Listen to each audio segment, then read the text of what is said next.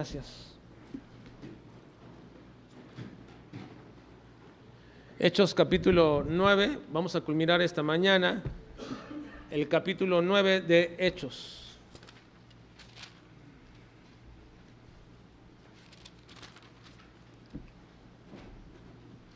Nuestro tema general del capítulo 9, utilizando el poder transformador del mensaje evangélico, concluimos hoy con un subtítulo.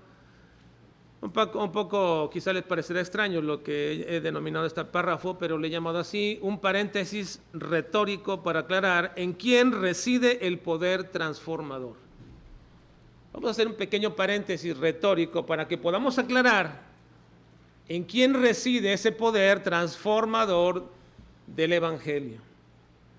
Hasta ahora hemos visto la historia de Saulo de Tarso, que comenzó al final del capítulo 7, hace algunos meses atrás, y en ello vemos cómo se presentaba una escena en el desarrollo de la historia de la primera iglesia cristiana del mundo, que era la iglesia de Jerusalén. Y fue ahí que por primera vez aparece este personaje, Saulo de Tarso. Y aparece precisamente porque está auspiciando la muerte del primer cristiano o primer mártir cristiano, Esteban. Entonces ahí aparece un joven que al parecer era muy importante dentro de la religión judía. La mayoría establece que Saulo de Tarso era un rabí, pero no un rabí cualquiera, era un maestro muy importante que pertenecía a un grupo selecto de príncipes o de hombres importantes que gobernaban el pueblo de Israel y que regían mediante la ley de Moisés el diario vivir de las personas y también de la nación. Este grupo llamado el Sanedrín se conformaba también con el apóstol, bueno, en ese momento Saulo de Tarso. Ahora, fue ahí precisamente donde comenzamos a ver cómo fue creciendo su enojo y su celo equivocado en contra de los cristianos, a tal manera que comenzó a perseguirlos por todas partes, aún hasta fuera de Jerusalén y de la misma tierra judía, de tal manera que por todas partes era conocido el odio y la tenacidad en la búsqueda de cristianos que hacía Saulo de Tarso. Y es precisamente en ese desarrollo de la historia del enojo y del celo equivocado de Saulo que comenzamos a seguir su historia hasta llegar al punto culminante donde una tarde, yendo precisamente a traer más cristianos a Damasco, se le aparece el Señor Jesucristo con una luz relumbrante más que la del sol y lo enceguece, y él pregunta: ¿quién eres, Señor? Y Jesús le responde: yo soy Jesús, a quien tú persigues. Fue en ese momento que Saulo tuvo su momento de conversión, porque le dice: ¿qué quieres que haga, Señor? Todo su enojo, todo su celo equivocado fue transformado radicalmente en ese momento.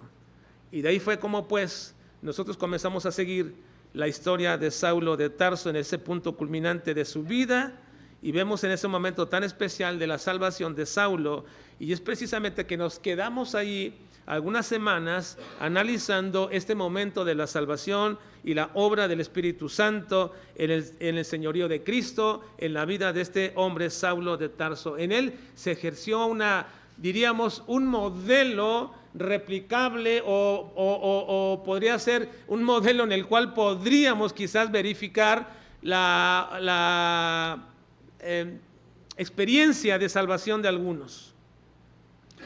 Y es precisamente que en esos aspectos especiales de salvación y de la obra del Espíritu Santo y del señorío de Cristo en la vida del apóstol Pablo, o Saulo de Tarso todavía, que se comenzó a manifestar todo ello como una obra única en todas las personas y en toda la historia de la iglesia en cuanto a la salvación. Los elementos son necesarios entenderlos porque esos elementos deben ser verificables en la salvación de todas las personas. Ahora, la salvación es un acto de pura gracia y no existe de ninguna manera, no existe un periodo de manifestación de la gracia de Dios por lo cual se sostenga o tenga que decirse que la gracia es exclusiva de cierto tiempo de la historia de la humanidad. No es así. La gracia de Dios se ha manifestado siempre desde el principio de la humanidad.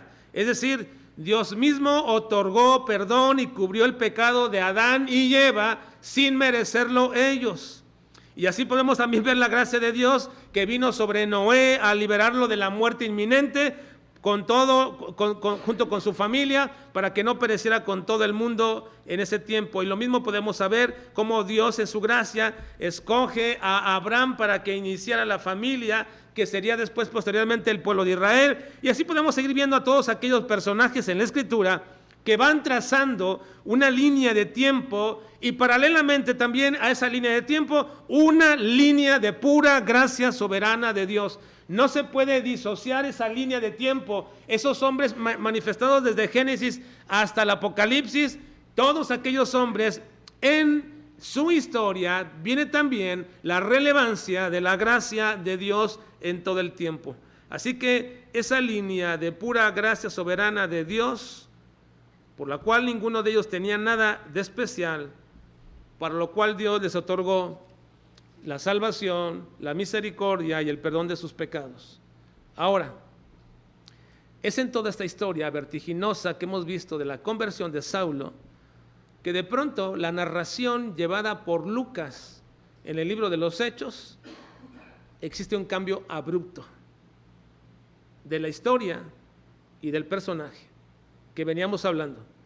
Saulo de Tarso, su conversión, su trabajo inicial, su persecución, su gran afán por compartir a Cristo a sus hermanos judíos, de tal forma que lo hacía con tal esfuerzo y denuedo que aún ellos querían matarlo, porque lo consideraban un peligro para su religión. Y de pronto en esa narración, en esa historia, se interrumpe abruptamente y se introduce a otro personaje, a Pedro, y se introduce con 2 milagros de sanidad.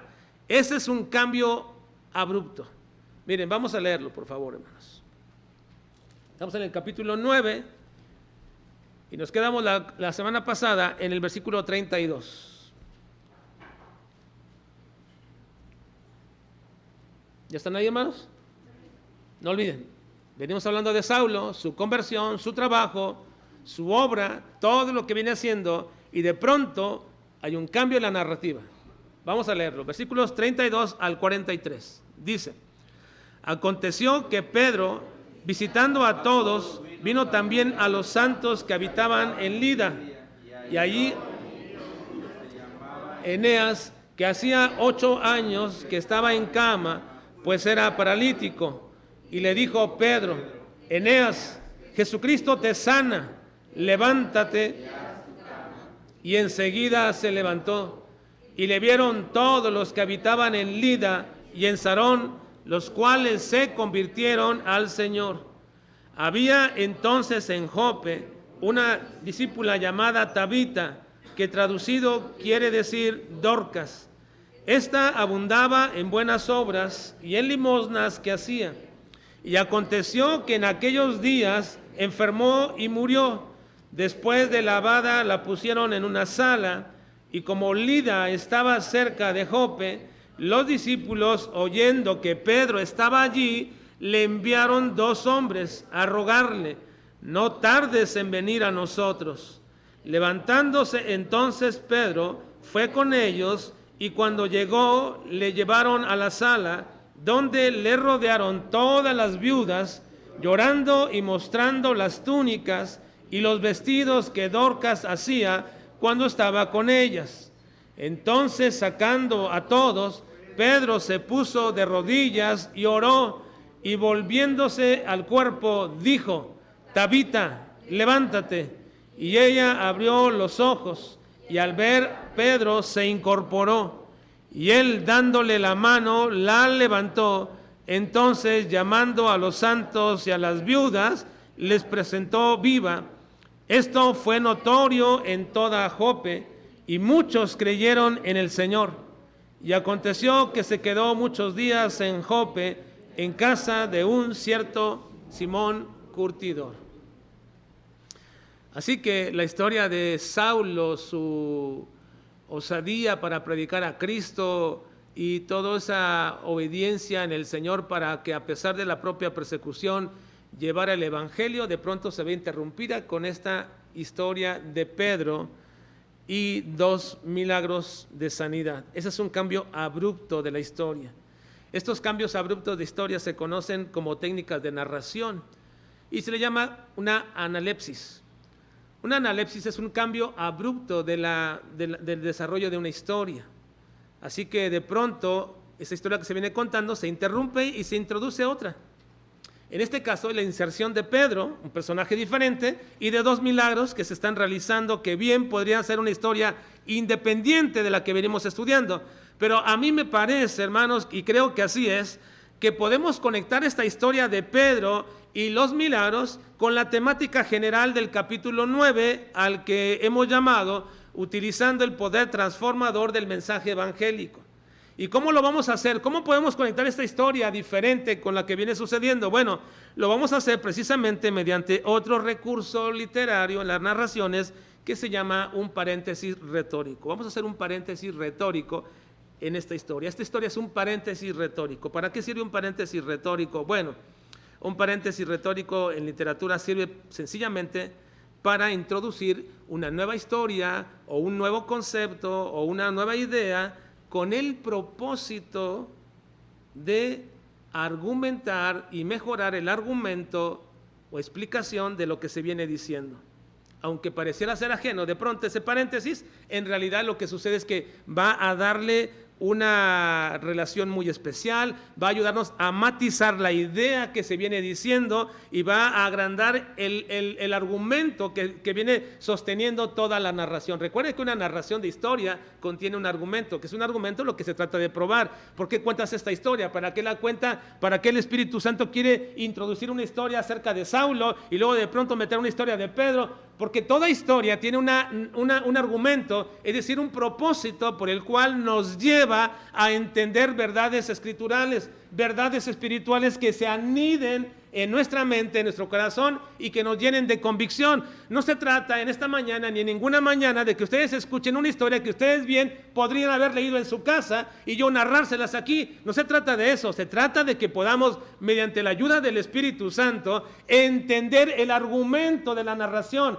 ¿Para qué se introduce esta historia? ¿Cuál es el propósito de esta historia? Ahora, hemos visto en todo este tiempo, desde que comenzamos el libro de los Hechos, que el propósito de la historia del libro de los Hechos es mostrarnos los inicios de una iglesia y del desarrollo evangélico y la proclamación del evangelio como una verdad que debe sostener a toda iglesia. No es emular, no es sencillamente tratar de imitar lo que hizo la iglesia de Jerusalén, no. Para eso no se cuenta el libro de los Hechos, la historia de Jerusalén. Se cuenta para que nosotros vayamos a las bases. Cómo comenzó la iglesia, cómo Cristo la capacitó, cómo Cristo la envió, cómo Cristo les ayudó para que en el poder del Espíritu Santo comenzaran a proclamar el evangelio. Toda iglesia debe siempre ir al libro de los Hechos para mantenerse en la base fundamental del trabajo de la iglesia. Si no, nos vamos a perder sencillamente en tener una reunión donde podamos tener buena música, buen compañerismo, buenas cosas, y se acabó esto. Eso es todo, pero eso no es así. El volver, hermanos, a la historia de la iglesia, al inicio, nos pone en el inicio de lo que debe ser una iglesia y nunca perderlo. No se trata de imitar a Jerusalén o la iglesia de Jerusalén, no. Se trata de ver cómo fue que ellos iniciaron y cómo Dios les ayudó en el desarrollo de esa iglesia. Ahora yo les pregunto una cosa, hermanos. Nosotros no queremos tener una iglesia de estas dimensiones o más grande simplemente por tenerla. ¿Para qué la quisiéramos tener una iglesia más grande? ¿Para qué quisiéramos tener una iglesia mucho más grande? ¿Ahora a ustedes les gustaría una iglesia más grande, hermanos? ¿Les gustaría o no les gustaría? Sí. ¿Pero para qué la quisiéramos? ¿Para qué?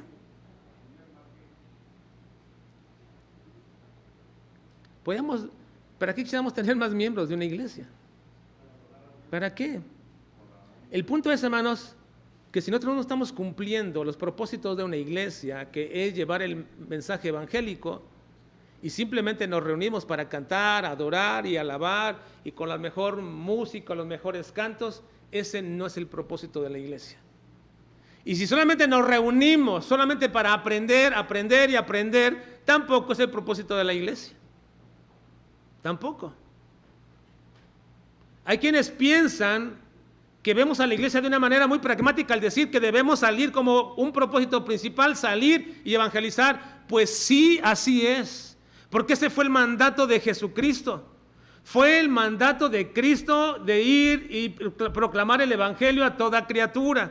Pero si nos quedamos aquí en nuestro entorno y nos cerramos en nuestro grupo y nos cerramos en nuestra iglesia y nos mantenemos ahí subiendo, bajando, mantenemos aquí y no hacemos ningún esfuerzo evangelístico como el que se ha hecho en estas últimas semanas en las reuniones Bethsaida, donde Dios nos ha permitido poder predicar el evangelio a algunas personas, si no hacemos ningún esfuerzo tratando de llevar a alguna persona, algún joven, alguna señorita, algún varón o dama o niños a las actividades donde se proclame a Cristo, si no hacemos ese esfuerzo y no invertimos nuestro tiempo y no invertimos nuestro dinero, no invertimos nuestros recursos, entonces la realidad, ¿para qué queremos una iglesia si no tenemos ese propósito? Simplemente venir a sentarnos, escuchar y cantar y cumplir religiosamente cada domingo, si no hay un propósito en ello. El propósito de toda historia insertada en la Biblia es precisamente llevarnos a entender y comprender la voluntad del Señor. ¿Y cuál es esa voluntad del Señor en estas narraciones? Eso se observa cuando uno ve la narración y entiende el argumento de la historia. ¿Para qué se dijo esta historia? Bueno, así que hemos venido diciendo en esta parte, hermanos, en cuanto a la salvación y a la conversión de Saulo, de ser un opositor y un recalcitrante y empedernido perseguidor de la iglesia de Dios, y convertirse ahora en un hombre que estaba dispuesto a dar su vida por el evangelio. Y de pronto, en esa historia que se cuenta, vemos una interrupción. Le vamos a llamar a esta interrupción un paréntesis que nos va a ayudar precisamente a entender y a mejorar nuestra visión de lo que venimos diciendo. Este paréntesis retórico nos va a ayudar en este sentido. Y eso es lo que haremos precisamente con este paréntesis retórico, donde entra en escena Pedro con dos milagros muy especiales, que al final nos van a llevar a entender y comprender que utilizar el poder transformador del mensaje evangélico es entender en quién reside ese poder transformador. Vamos a ver rápidamente la historia y puntualizar algunas cosas de esta historia, porque siempre es importante observar la historia y luego puntualizar los temas espirituales o bíblicos. Primero, versículo 32. Vamos a leer, por favor, hermanos. Versículo 32 dice: aconteció que Pedro, visitando a todos, vino también a los santos que habitaban en Lida. Lida, no es Lidia, es Lida. Pedro no era pastor de la iglesia en Jerusalén. Pedro no era un pastor de la iglesia en Jerusalén, aunque era un líder. Y sabemos que una de las funciones como apóstol que tenía Pedro era la de predicar vehementemente el evangelio. Podríamos decir, en cierta manera, que Pedro tenía 2 de los 4 dones necesarios para el crecimiento de la iglesia. En la iglesia se requieren personas con estos 4 dones. Si no los tenemos, estos 4 dones en la iglesia no crece como debería de crecer. Crecerá más una parte u otra parte o algún aspecto, pero no va a crecer integralmente. Esos 4 dones están en Efesios capítulo 4, versículo 11. Dice: y él mismo constituyó a unos apóstoles, a otros profetas, a otros evangelistas y a otros pastores y maestros. Ahora no explicaré esta parte, pero pastores y maestros es la misma persona. Es la misma persona, pastores y maestros. Ahora, la pregunta aquí, hermanos, es: ¿dónde tenemos nosotros a los apóstoles y a los profetas aquí en la iglesia? ¿Tenemos a alguien que sea apóstol y profeta, hermanos? No, aquí nadie se levanta y dice: de pronto Dios me ha revelado en esta noche que pasó ciertas cosas que la iglesia tiene que hacer. Nadie va. Si alguien se levanta así, pues lo callaremos inmediatamente, ¿o no? Víctor, te levantas y callas a alguien así, por favor, ¿sí? O el hermano Marco, así, los corpulentos lo agarran y lo sacan así, porque no creemos ¿en qué? Profetas. No hay profetas. Tampoco hay ¿qué? Apóstoles. Estos eran necesarios en la iglesia, pero fundacional. Es decir, ¿Para qué existía un apóstol y un profeta? Para la fundación, establecimiento de la iglesia. Por eso posteriormente dice que debemos ser nosotros edificados en la enseñanza, en la doctrina de los apóstoles y profetas, siendo la principal piedra del ángulo Jesucristo mismo. Así que vuelvo a preguntar una vez más, ¿en dónde tenemos aquí nosotros los apóstoles y profetas? En la Escritura, en la Biblia. Así que por lo menos tenemos dos cosas ya, dos bendiciones, dos dones dados por Dios en nuestra iglesia a fin de que se pueda crecer nuestra iglesia. Ahora, tercer don, ¿cuál es? O tercera persona con ese don. Evangelistas. A otros evangelistas. Ese es un don especial de parte de Dios a ciertas personas con el propósito y la visión de proclamar a Jesucristo la salvación, el evangelio completo y verdadero a las personas. Y yo he orado a Dios que en nuestra iglesia se levanten evangelistas, gente con ese don, que Dios los llame a este punto y si lo tienen, que Dios les capacite y los mueva a este punto, a evangelistas. Y tenemos pastores maestros. Ahora, Pedro, hermanos, Pedro tenía dos de estos dones. ¿Cuáles eran? Apóstol y evangelista. Pedro tenía estos dos dones, apóstol y evangelista. Era un apóstol que también era evangelista. Y lo vimos en una ocasión levantarse en medio de la fiesta de Pentecostés y predicarle a 3,000 personas que creyeron en Cristo. Lo vemos también ir al templo en medio de los judíos y predicar con Juan acerca de Jesucristo y siendo encarcelados por causa de ello. Lo hemos visto llevando a Samaria el evangelio junto con Juan, la primera ocasión que se lleva a gentiles el evangelio, y fue Pedro el que abrió esa puerta. Él tenía esas llaves del evangelio con la cual llevó el evangelio a los gentiles. Y ahora que las iglesias estaban gozando de un tiempo temporal de paz, lo vemos visitando a las iglesias de la región y de ahí yéndose a Lida, una ciudad aledaña a Judea. Allí nos dice que ya había santos en aquel lugar. Ahora recuerden que esta palabra se usa siempre para referirse a cristianos, es decir, gente que ha creído en Cristo y que son ahora hijos de Dios. La Biblia les llama santos a aquellos que han creído en Cristo, pero esta es la primera vez que los cristianos son llamados santos. Es la primera ocasión en toda la Biblia que a los cristianos se les llama santos. Cuando la Biblia llama a los cristianos santos, la idea no es hablar de una gente, una persona o un pueblo perfecto e impecable, no. La idea es hacer un distintivo, una distinción de personas, de grupos o de pueblo que debe ser totalmente diferente a lo que todos conocen. Esa es la intención de llamarles santos. Así que en esta ciudad el evangelio ya había llegado y había ya un grupo de creyentes.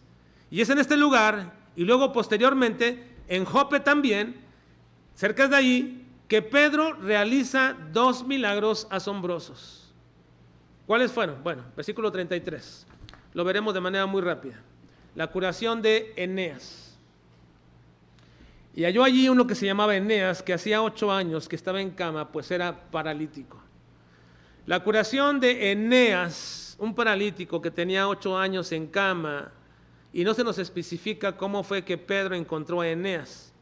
Quizás fue colocado junto a su camino para pedirle limosna, pero lo que sí sabemos cómo fue, o ya sea que lo buscó Pedro, o ya sea que lo buscaron a Pedro, o lo pusieron en el camino, o ya estaba ahí en ese momento, pero lo que sea, cual haya sido la razón por la que Pedro encontró a Eneas, lo que sí sabemos es que precisamente Dios fue el que guió a Pedro para encontrarse con Eneas. Eso sí es indudable. Dios llevó a Pedro para que se encontrara con Eneas y fue sanado de una manera milagrosa.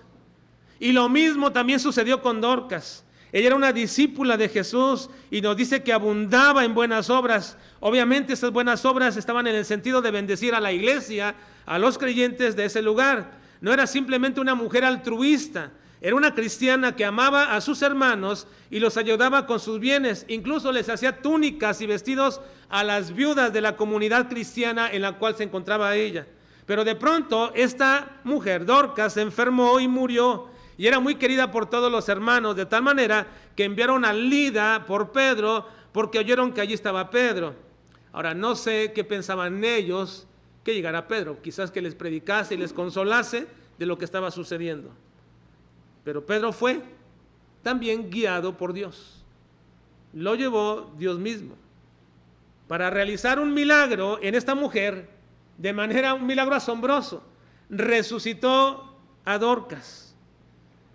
Ahora, respecto a este milagro de resurrección de Dorcas, podemos decir lo siguiente, de manera muy escueta, pero tratando de aclarar un poquito esta resurrección de Dorcas. Primero, Dorcas no fue resucitada con un cuerpo glorificado, fue resucitada con un cuerpo o su cuerpo antiguo, donde iba a morir nuevamente.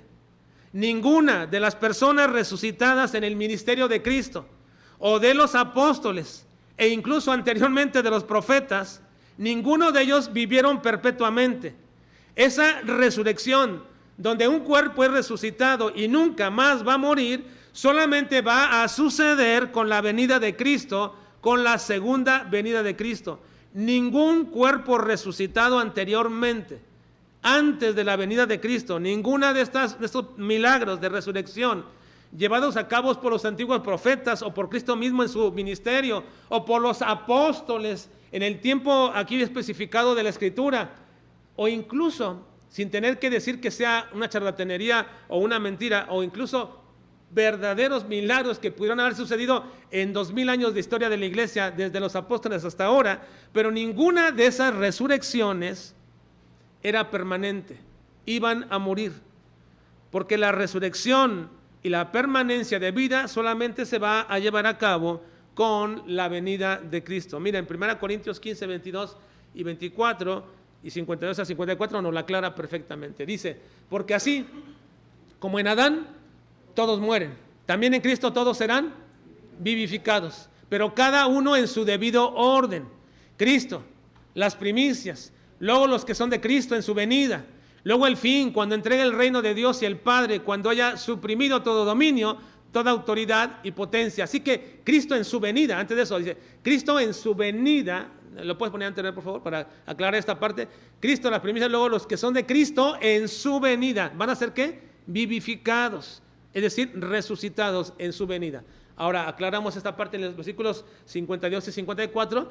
En un momento, en un abrir y cerrar de ojos, a la final trompeta, porque se tocará la trompeta y los muertos serán resucitados incorruptibles y nosotros seremos transformados, porque es necesario que esto corruptible se vista de incorrupción y esto mortal se vista de inmortalidad. Y cuando esto corruptible se haya vestido de incorrupción y esto mortal se haya vestido de inmortalidad, entonces se cumplirá la palabra que está escrita, sorbida es la muerte en victoria, es decir, derrotada es la muerte, ya no existirá más muerte para los cuerpos resucitados de creyentes. Así que la resurrección de Dorcas no resucitó con un cuerpo glorificado, sino con un cuerpo corruptible que volvió a morir. Ahora esto es importante, por lo que voy a decir enseguida. El hecho de que el Señor Jesucristo, resucitó a Dorcas, mandando a Pedro para ir a hacerlo, es muy interesante, hermanos. Es muy interesante esto, porque uno se preguntaría, ¿por qué no Dios enviaría a Pedro para que resucitaran a Esteban cuando lo apedrearon? ¿Recuerdan? ¿Por qué Dios no enviaría a Pedro o a algún otro apóstol que resucitara a Esteban? Un hombre que predicaba con toda vehemencia la palabra de Dios. ¿Por qué Dios no haría tampoco lo mismo con Jacobo, el pastor de Jerusalén, que después fue también atravesado por una espada y muerto en esta época? ¿Por qué Dios no resucitó a varios de los hombres y colaboradores y gente trabajadora en el Evangelio a fin de seguir proclamando el Evangelio? Pero lo hizo con una mujer que, si uno piensa en cierta manera, que esta mujer, que era muy altruista con la gente cristiana, que era una mujer muy importante y querida entre todos los hermanos, uno diría, ¿acaso fue movido Dios en sus sentimientos para poder resucitar a una mujer querida entre la comunidad cristiana y no lo hizo con aquellos hombres que estaban llevando el evangelio? Bueno, en realidad pensar estas cosas, hermanos, es una torpeza y una necedad. Simplemente lo que tenemos que ver en todo esto es que es un acto que nos refleja las decisiones soberanas y sabias de Dios, y poniendo un relieve muy especial a la inescrutabilidad de sus caminos. ¿Por qué Dios hace lo que hace? Simplemente no lo entendemos, no lo sabemos, pero es perfecto y es sabio en lo que Dios hace. Es perfecto y es sabio lo que Dios hace en tu propia vida, aun cuando tú lo consideres bueno o malo. Dios es perfecto y es sabio en lo que permite en tu propia vida. No deberíamos caer en la necedad de preguntarnos el por qué a mí o por qué no a mí, sino simple y sencillamente en entender y saber que Dios es sabio en su soberanía y que es imposible entender cuáles son sus caminos. Pues a nosotros seguramente nos hubiera parecido que hubiera sido mejor que levantara o resucitara a Esteban o a Jacobo, que eran más importantes para la iglesia que a un mismo Dorcas. Pero siempre debemos confiar en las sabias decisiones de Dios. Y sobre todo entender esto, hermanos, que cuando Dios resucitó a Dorcas, no fue resucitada para su propio bien. Es decir, pobre de Dorcas, no vivió lo que tenía que vivir, hay que resucitarla para que viva más. O tampoco para el bien de su propia gente, pobre de sus padres o sus hermanos o sus hijos o su esposo. Están tan tristes que hay que resucitar a Dorcas. No, hermanos, Dios no resucitó a Dorcas para su propio bien. Porque en todo caso, si Dios quería hacer bien, entonces ella hubiera disfrutado mejor estando en el cielo que volver a vivir en esta tierra. ¿No lo creen, hermanos? ¿No creen esto? ¿No creen que es mejor la vida en el cielo que aquí en la tierra, hermanos? Sí lo es. Y si Dios hubiera querido el bien para Dorcas, no la hubiera resucitado. Así que no se trataba de establecer una mejora en la vida de Dorcas o un bien. Entender esto, hermanos, entender este acto soberano de Dios también nos da a nosotros una perspectiva correcta y adecuada sobre nuestras propias situaciones y circunstancias, cualquiera que éstas sean. Entender bien los actos soberanos de Dios y descansar en esos actos soberanos de Dios, sin tratar de indagar en las profundidades de los caminos de Dios, nos dará descanso y una correcta perspectiva sobre nuestras propias situaciones y circunstancias, cualquiera que éstas sean. Porque deberíamos preguntarnos, ¿por qué querríamos nosotros que Dios mejorara mis condiciones económicas? ¿Para qué quiero que las mejore? ¿Por qué quisiera yo que Dios me aliviara de mi enfermedad? ¿Para qué? ¿Para qué quisiéramos que Dios cumpliera nuestros deseos del corazón? ¿Todo esto solamente para nuestro disfrute y bienestar? ¿Para eso lo queremos? ¿Para eso quieres que Dios mejore tu vida laboral o tu casa o tus bienes económicos? ¿Para eso quieres solamente que Dios mejore tu propia vida, tu familia, tu salud o tus condiciones? ¿Para eso quieres nada más que Dios cumpla los deseos de tu corazón para tu propio disfrute? Ahora, hermanos, si Dios hace algo así contigo y Dios mejora tu condición económica o tu salud o tus problemas familiares, si Dios hace así algo contigo, entonces deberías de considerar muy, muy profundamente y muy seriamente, deberás considerar utilizar todo eso que Dios mejora en tu vida para servir y trabajar para la extensión del reino de Dios. deberías considerarlo. Considera, si Dios mejora alguna área de tu vida con la cual tú has pedido, considera, porque no te lo da para tu disfrute. En todo caso, como decía Pablo, sería muchísimo mejor estar ya con el Señor. Si realmente tratamos, o se trata del disfrute en nuestra vida, mejor estar con el Señor. Pero si Dios le place mejorar algún aspecto de tu vida, entonces considera en ello y con ello servir y trabajar para su reino con lo que Él te está dando y proveyendo. Ahora, estos fueron dos milagros muy especiales dentro del paréntesis que se hace en la historia de la conversión de Saulo de Tarso y el desarrollo de esta historia que va a continuar posteriormente el resto del libro de los Hechos. Después de que lleguemos avanzando un poco más en este pequeño paréntesis que se va a alargar hasta el capítulo 10, se introducen a Pedro sus milagros, pero la pregunta inicial es que ¿cómo es que este paréntesis va a realzar el poder del mensaje evangélico? ¿Cómo nos va a ayudar a nosotros a establecer convicciones profundas respecto al poder que tiene el mensaje evangélico? ¿Cómo me ayuda esta historia a entender eso? Bueno, la semana pasada y ahora también he puntualizado que el mensaje evangélico es glorioso porque habla de la persona más gloriosa del universo, nuestro Señor Jesucristo.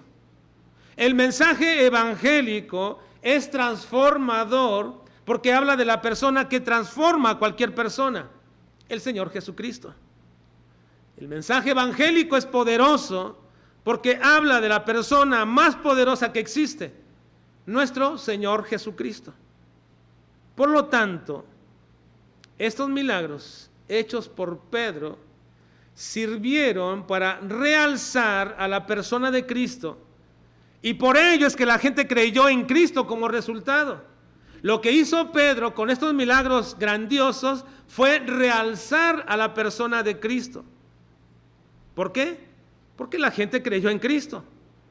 Ahora, déjenme decirles una cosa, hermanos.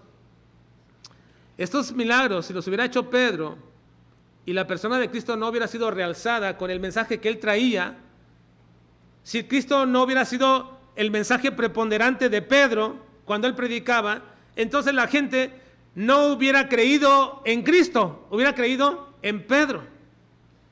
Después de haber hecho estos milagros, la gente hubiera caído ante Pedro y le hubieran alabado y adorado. Pero ¿por qué no lo hicieron? ¿Por qué no adoraron y alabaron a Pedro, sino que creyeron en Cristo? Porque estos milagros iban precedidos de una predicación donde encumbraban a Cristo y el poder que Él tiene para transformar a las personas. Por eso cuando hace los milagros, el nombre de Cristo es exaltado, el nombre de Cristo es puesto en alto, en relieve. Pedro hizo todo esto en el nombre de Cristo. Su nombre, su poder y su deidad estaban siendo expuestos en estos milagros. Y así lo hacían también todos aquellos que hacían un milagro por el poder y la voluntad de Dios, realzaban a la persona de Cristo. Porque lo importante de cada milagro en su tiempo en las Escrituras era autentificar el mensaje. ¿Cuál mensaje? El mensaje de la persona gloriosa de Cristo.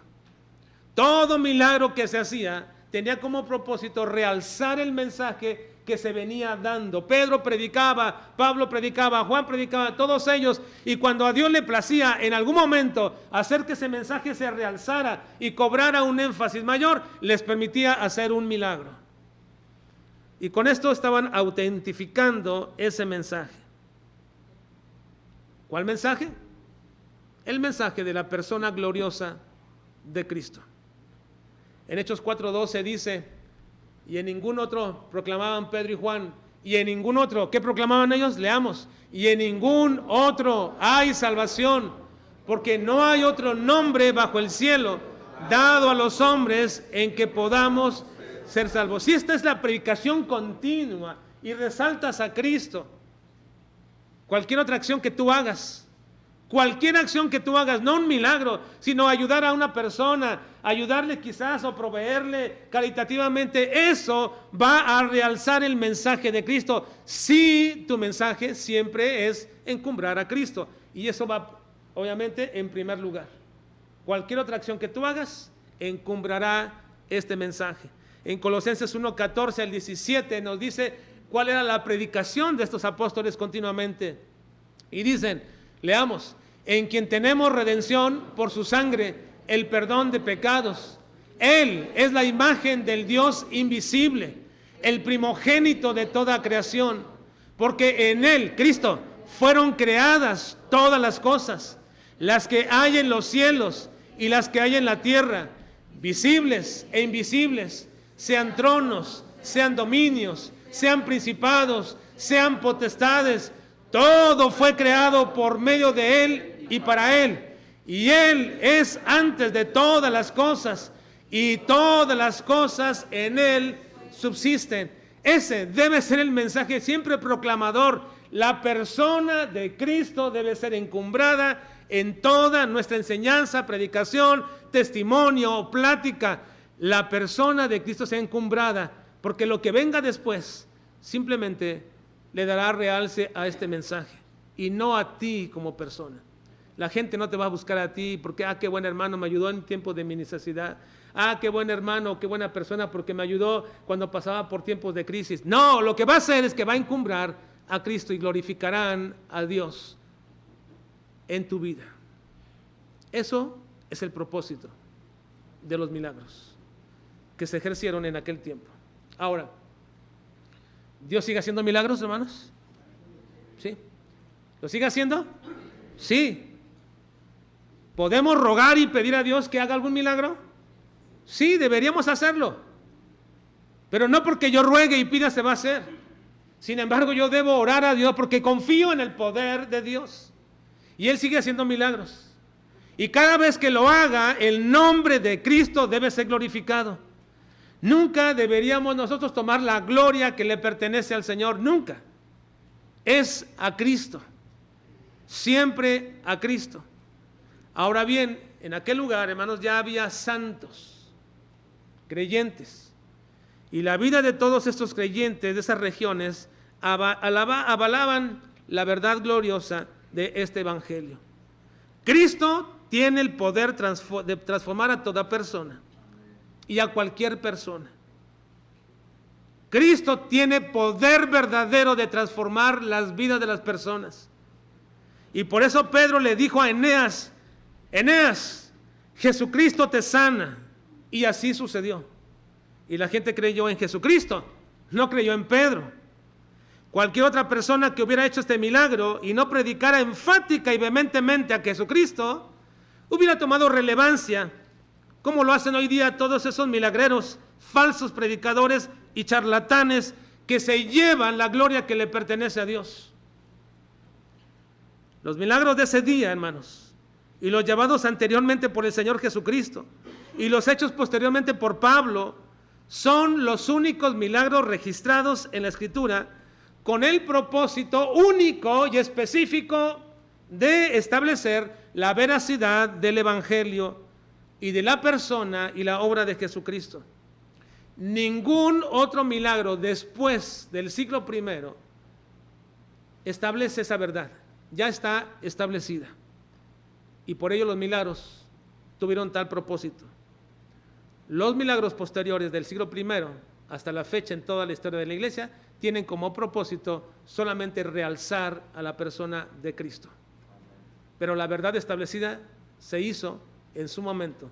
Y tenemos desde Mateo hasta Apocalipsis, como el Nuevo Testamento, que ha sido autorizado por el Señor, por el Espíritu Santo, y que ha sido también ejemplificado como la verdad única y verdadera que transforma, porque habla de la persona más grandiosa, que es Jesucristo, y que está verificada por cada uno de los milagros que estos que predicaron en aquel tiempo los llevaron a cabo. Ningún milagro actual podrá establecer nuevas bases del Evangelio, ninguna. ya fueron establecidas. Y Dios usó gente y hizo milagros para establecerlas. Pero lo que nunca debemos olvidar, hermanos, nunca debemos olvidar, es que tanto aquellos milagros como los que puedan suceder hoy día tienen un propósito muy especial, y es manifestar y preponderar la persona y la obra redentora de Jesucristo, para que todos manifiesten y todos proclamen que Jesucristo es el Señor, para gloria del Dios Padre. Filipenses 2, 10 y 11, culminemos leyendo este pasaje, por favor. Todos, leamos. Para que en el nombre de Jesús se doble toda rodilla de los que están en los cielos y en la tierra. Ahora, antes de que sigan, qué tremendo esto. Para que en el nombre de Jesús, en el nombre de Jesús se doble toda rodilla. Un día, hermanos, todos se van a doblar. Un día todos se van a doblar ante Cristo su rodilla y tendrán que reconocer a Jesús como el Señor. En el nombre de Jesús se doblará toda rodilla, tanto los que están en el cielo, en la tierra y debajo de la tierra. Y luego diga, sigamos, y toda lengua confiese que Jesucristo es el Señor, para gloria de Dios Padre. Este debe ser siempre nuestro mensaje evangélico: preponderar a Cristo y su obra, para que toda rodilla se doble. Él es el Señor, hermanos. Vamos a orar.